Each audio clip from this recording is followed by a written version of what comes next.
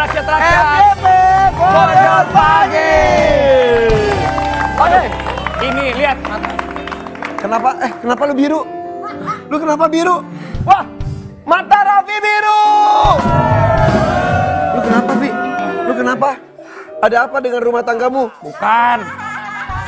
Tuh kan apa-apa dikaitkan dengan KDRT. Ini Emang main ke- basket kemarin, jadi Oh. gitu. Siapa yang melakukan? Ayang namanya juga main basket seru-seruan. Mana orangnya mana? Gak, udah lu jangan so tau orangnya tinggi juga lu pasti kalah sama dia. Ya gue pengen kenalan doang aja. Sekarang pas ya, apa-apa tuh sedang dikaitkan dengan KDRT. Karena KDRT. lagi heboh dan juga ini sebetulnya jangan dihindarkan dari pembahasan karena ini juga sedang terjadi di masyarakat. Tapi beda kita. memang loh sakit hatinya. Misalnya nih, kita kayak gini, misalnya sama temen kepukul sama-sama istri atau sama suami kita beda loh rasanya. Ya kan? Kalau bukan itu kan- sakitnya di sini, tapi lebih di sini. Nah, pokoknya nih masih belum luput dari kasus Leslar kemarin Iya. yang dihubungkan dengan KDRT dan kita Lu pernah KDRT nggak jujur? Ya kalau rumah tangga harus keras lah, masa lembek. Ih, berarti lu pernah? Maksudnya keras itu tegas. Oh keras yang itu. Iya kan? Ketegasan. Ketegasan. Oh iya. Nah, ini kita akan menghadirkan bintang tamu para artis yang pernah mengalami kekerasan. Baik itu sudah dalam rumah tangga ataupun dalam hubungan pendekatan sudah keras juga. Siapa sih? Ini kita panggilkan, ini Siapa? dia. Siapa? Andini Aisyah. Andin.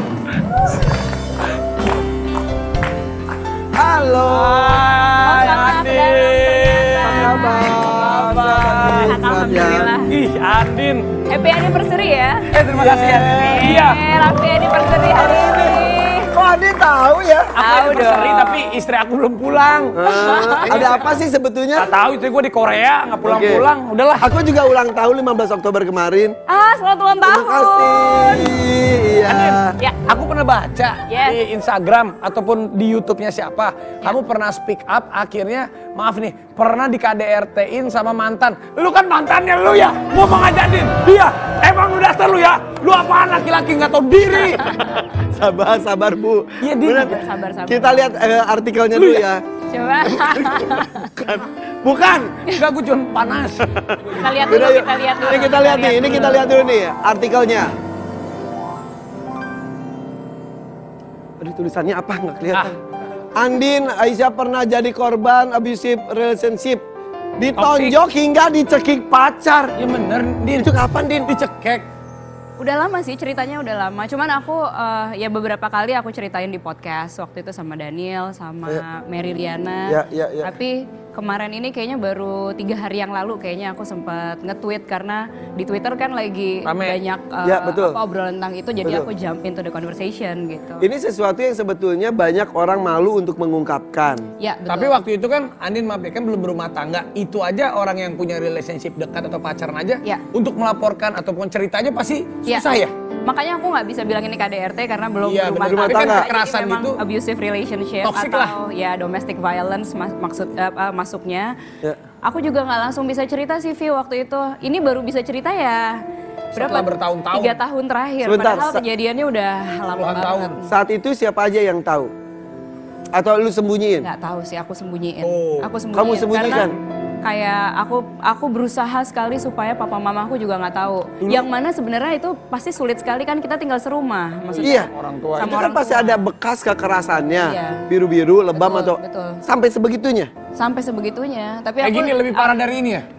Lu bangga banget sih jadi biru gitu. Ih, biru beneran ya, Vi? Iya. Kirain Itu- tadi itu. ala-ala. Main basket gua ini. Aku yang melakukan, kesel gitu? juga soalnya gua. Gua gak percaya. Lu paling muka gua gini. Gak akan sakit gue. Oke. Ini ada artikel juga katanya Andin pernah digebuk pakai wadah gitar. Tuh. Pengakuan Andin pernah ditonjok dan digebuk pakai wadah gitar saat pacaran sampai tak bisa buka mata. Iya, Mungkin aku cerita dulu Separah kali itu. ya. Coba ceritakan aja. Karena ini juga udah cukup lama, jadi aku juga udah overcome the trauma juga. Jadi selama 9 bulan aku pacaran itu ya isinya memang lebih banyak berantemnya. Berantem dalam arti kita tidak bisa berkomunikasi dengan baik sehingga ketika dia marah dia merasa harus meluapkan emosinya dengan kekerasan gitu. Oke. Jadi mulai dari ditonjok, dicekek, dipukul pakai hard case gitar, dibeset pakai pisau,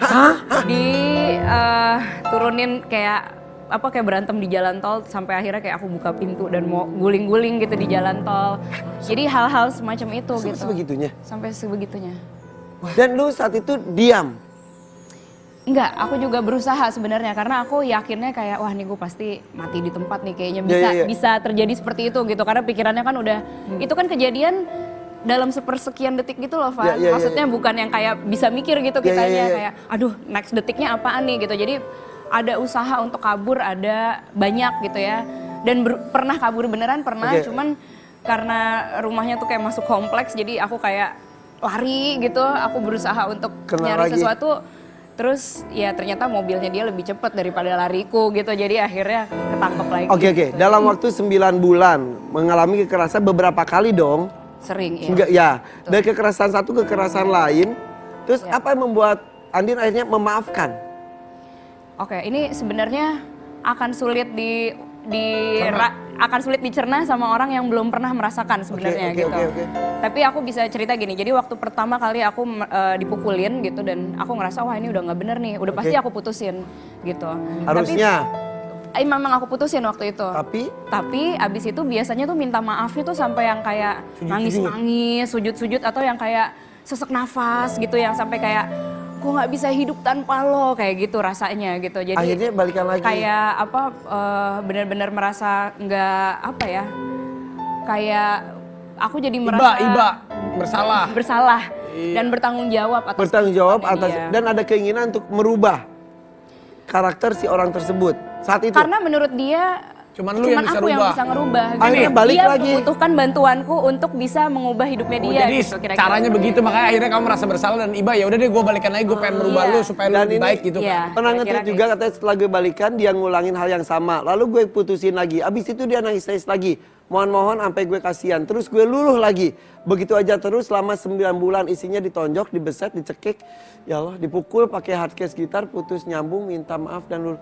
Jadi menurut Andi sendiri berarti itu akan menjadi ulangin lagi. Tapi ketika lu menjalaninya ada harapan untuk berubah kali ya. Iya, karena sebenarnya kalau dipikir-pikir ya kemarin juga waktu aku nge-tweet ada beberapa orang yang bilang, wah sebucin itu ya gitu.